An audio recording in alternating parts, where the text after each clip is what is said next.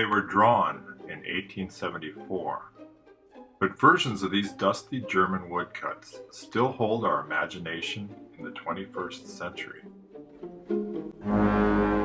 Ernst Haeckel's artwork is making headlines again.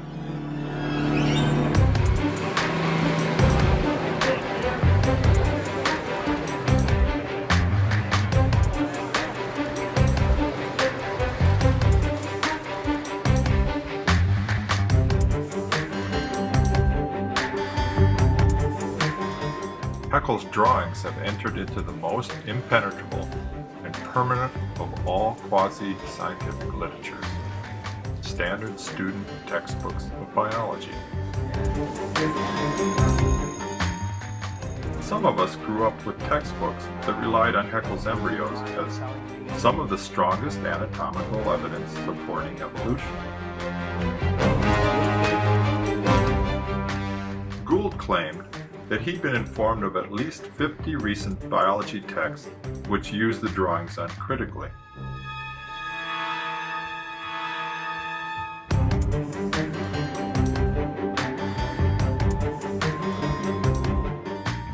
Stephen Jay Gould, a scientist and historian, wrote a book about the foundations of Haeckel's famous biogenic law.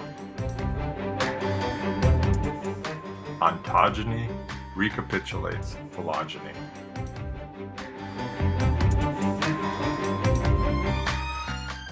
The most wonderful communicator was also, in my opinion, the greatest evolutionist of modern times, Stephen Jay Gould.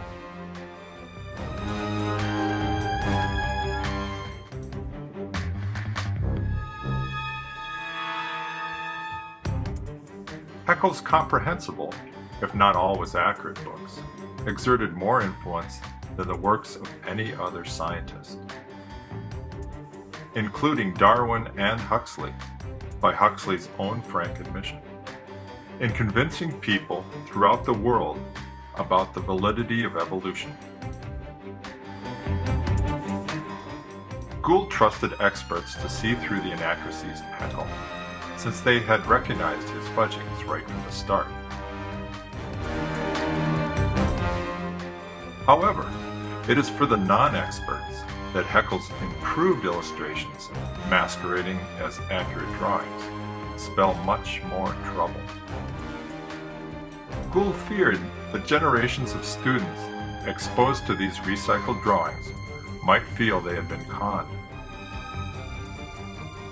A student may start to question their faith in the theory if evolution rests upon such flimsy support. Gould was not surprised by the reaction of one London researcher in the Times. This is one of the worst cases of scientific fraud. It's shocking to find that somebody one thought was a great scientist was deliberately misleading. It makes me angry. Treating Haeckel's forgeries as old news makes it seem as if he's been getting away with this academic equivalent of murder for generations. When we smugly state that we knew it all along, we easily fall into the greatest danger of all, arrogant complacency. Because we have ceased to question and observe.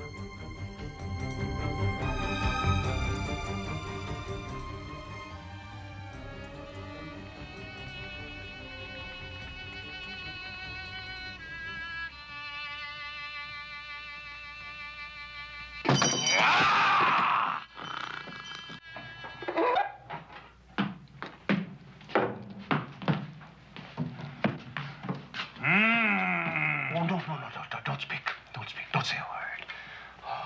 What is your name? I didn't get that. No. Forgive me. I didn't realize you were a mute. Me, a poor blind man, and you a mute. An incredibly big mute. But your hand is frozen, my child. How does a nice bowl of soup sound to you, huh?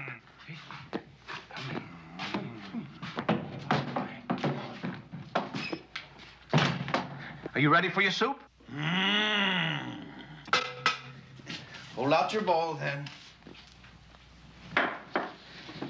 Oh, my friend, you don't know what your visit means to me. How long I've waited for the pleasure of another human being. Sometimes in our preoccupation with worldly matters, we tend to forget the simple pleasures. Good. Good. Good.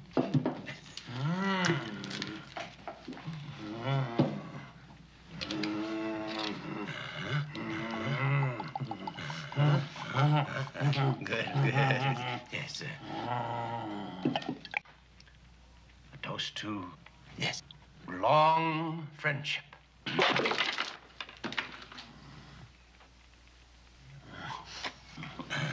How hungry you must have been. Now for a little surprise. Cigars. Take one.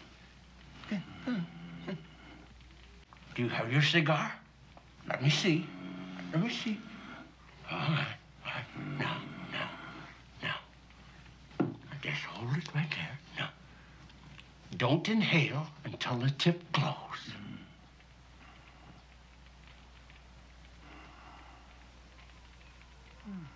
Wow! Wait!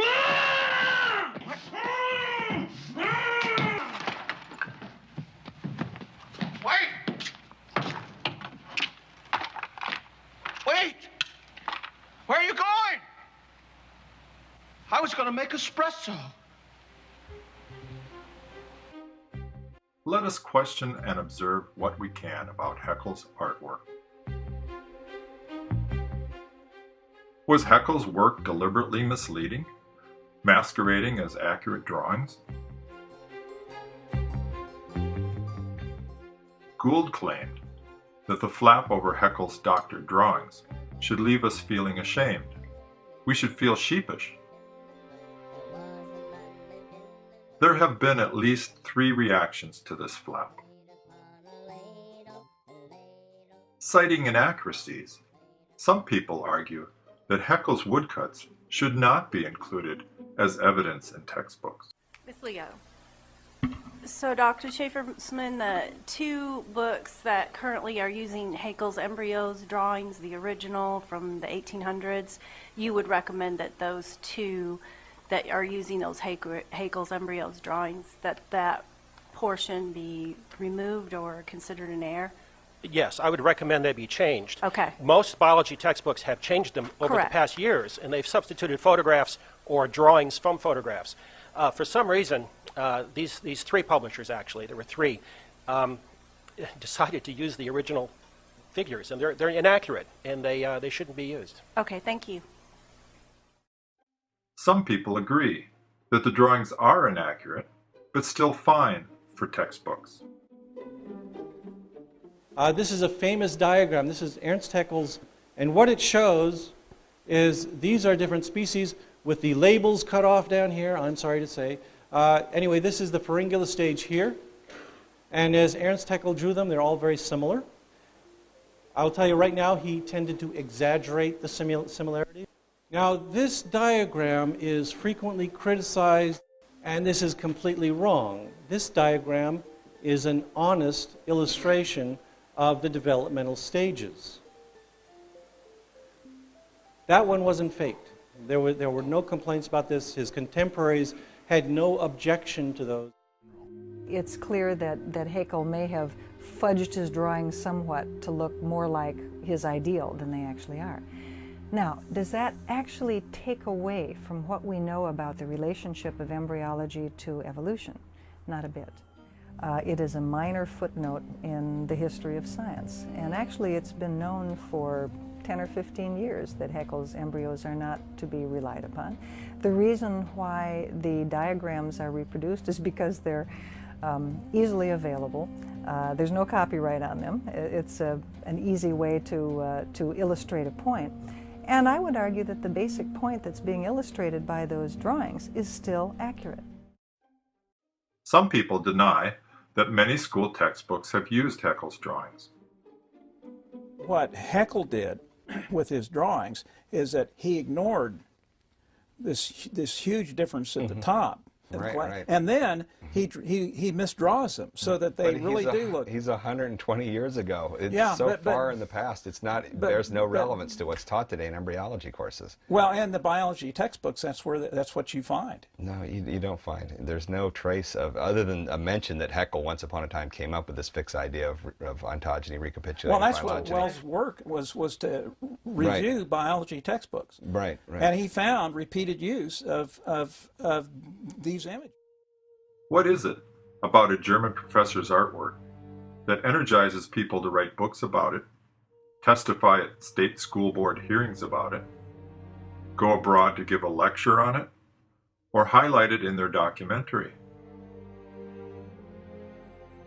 When the curious person inspects Haeckel's images and words, they may begin to uncover the artistry of a master illusionist. Although subsequent observations may contain some misreadings, historians agree on one thing: Haeckel was more than a bit sketchy in his popular works.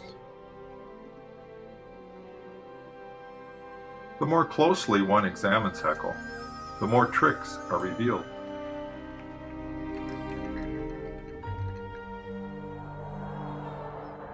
Because these tricks were exposed over 100 years ago, there may be nothing new here, but my hope is to have included a few novel discoveries.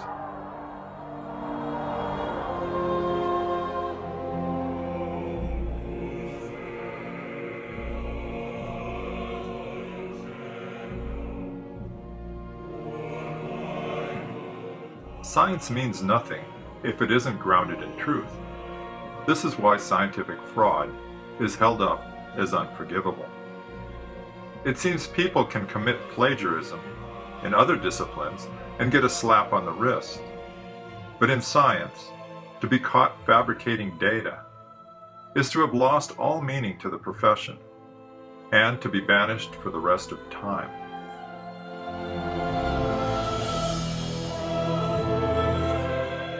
Before we see any tricks, we'll next look at the era that influenced Haeckel's designs.